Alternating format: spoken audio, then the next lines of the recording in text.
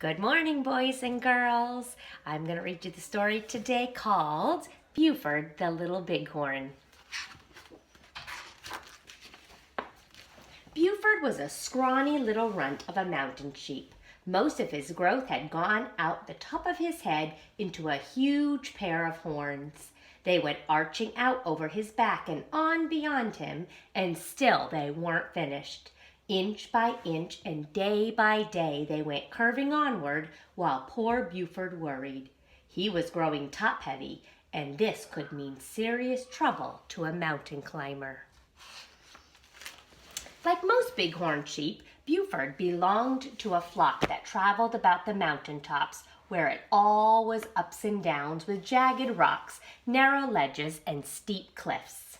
These sheep hardly ever worried about falling since they were all so nimble and sure-footed.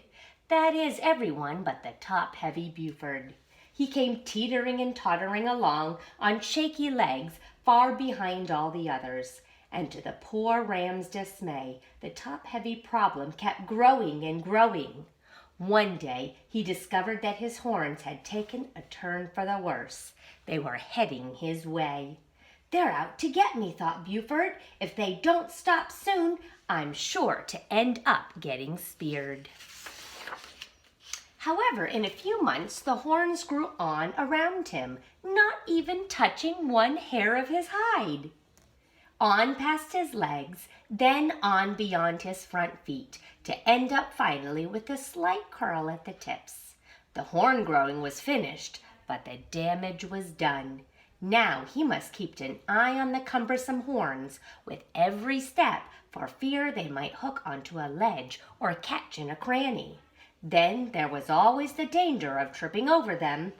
"There's no doubt," grumbled the little ram, "but what these horns will be my downfall. One of these days they'll cause me to stumble, and off the mountainside I'll go." And sure enough, the horns did cause him to stumble, and he toppled off a ledge to go tumbling down the mountainside. Luckily for Buford, his horns hooked onto a snag of a spruce tree that stuck out from a crag.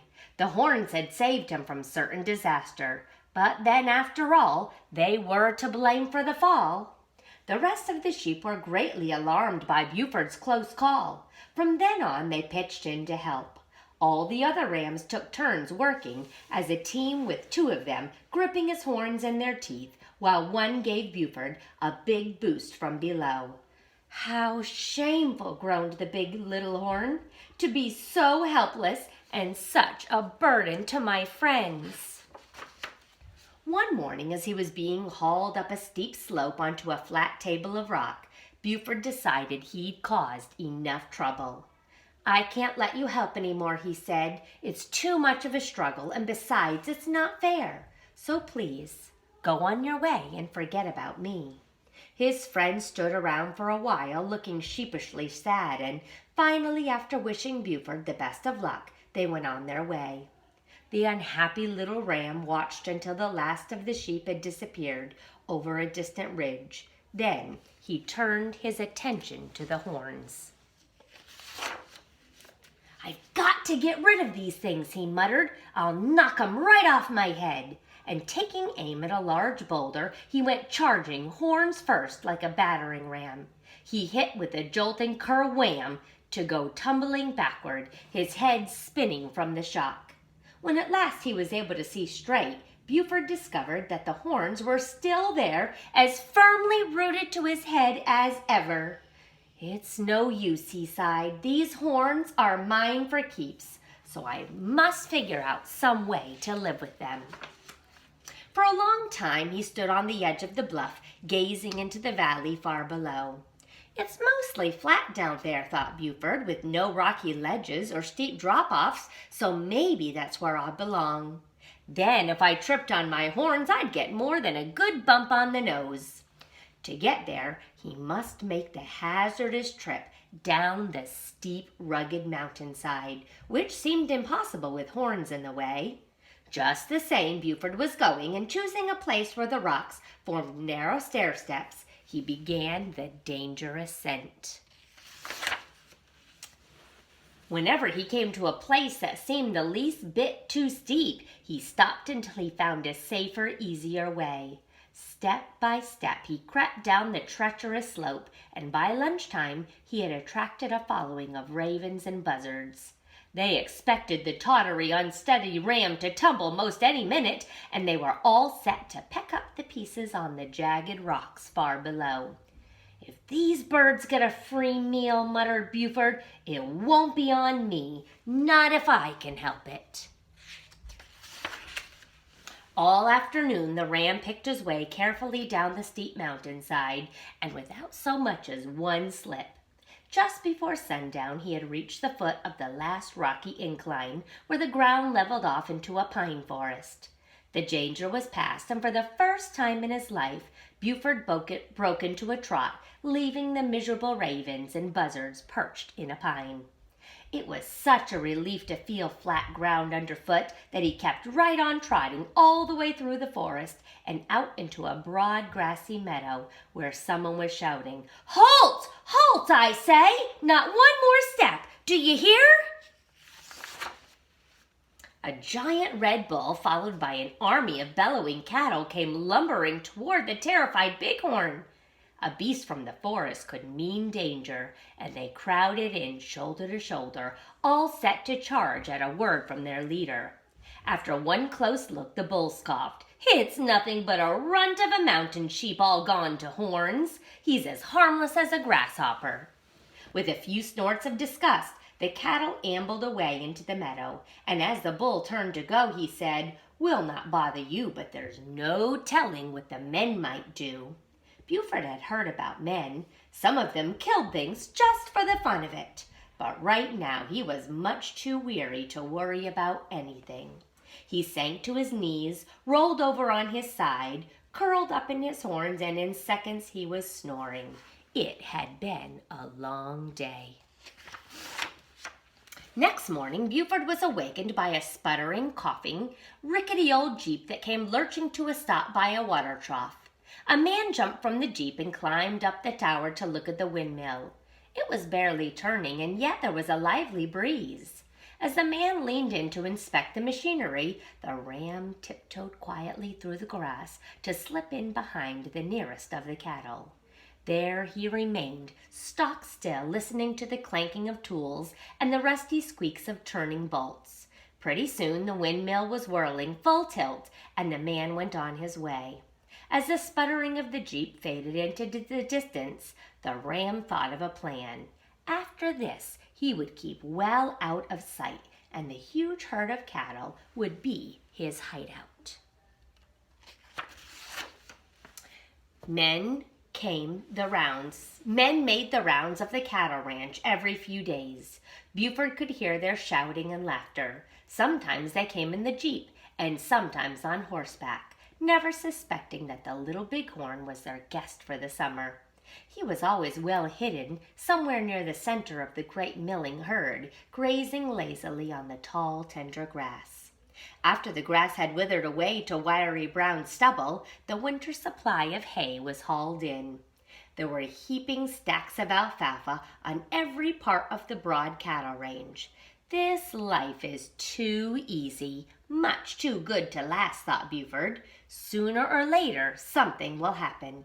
And sure enough, one day something did happen. It was a day in November, bleak and cold, and the rolling pasture land was white with the first of snowfall. Buford was having breakfast with the cattle at one of the haystacks when over the wintry stillness came the steady humming of an airplane. Gradually, the humming grew into a furious roar, and the ram jerked his head up to look for a look. The plane was circling over the fields like a great bird of prey, closing in on some helpless victim down below. Suddenly, it came swooping over the haystack, and Buford caught a flashing glimpse of two men in the plane. They were staring at him. These men were hunters. It was bighorn hunting season. By the time the plane came gliding down to land on its skis at the far end of the field, the ram was well on his way. He went galloping up through the pine forest, his horns leaving a deep rutted trail as he went. Buford was headed for the mountain tops, where a blinding blizzard was howling. High up in the rocks, the driving snow would wipe out his tracks. Then he might give the hunters the slip. But his chances of getting there were slim indeed. In this one-sided game, the hunters always won, and as the two men came trudging up the ram's trail with their high-powered rifles set for a shot, they were grinning. This was their lucky day. The great pair of horns would break all hunting records with plenty to spare, and these grand trophies would be theirs in a matter of minutes. With time running short, Buford didn't dare stop to figure out the best way up the mountain. When he reached the first rocky incline, he went scrambling up, grabbing onto a ledge with his 4 feet and pulling himself up by the chin. Then, in a frenzy of kicks, he heaved himself up and over. Quickly, he struggled to his feet and was about to continue the climb when he let out a cry of despair. He had blundered head on into a steep granite wall. The wall reared straight up 50 feet into the air. Poor Buford was in a panic. Now he had to climb back down and try another way up, if only there were time. First, he had to find out if the hunters were coming, and he leaned out over the ledge to peer down into the forest. Buford leaned out too far. He lost his footing, and off he went. The ram hit the soft snow to go rolling head over heels down the slope, his huge horns whirling like cartwheels. He bounced off a stump, took one big flip in mid-air, and then, to Buford's amazement,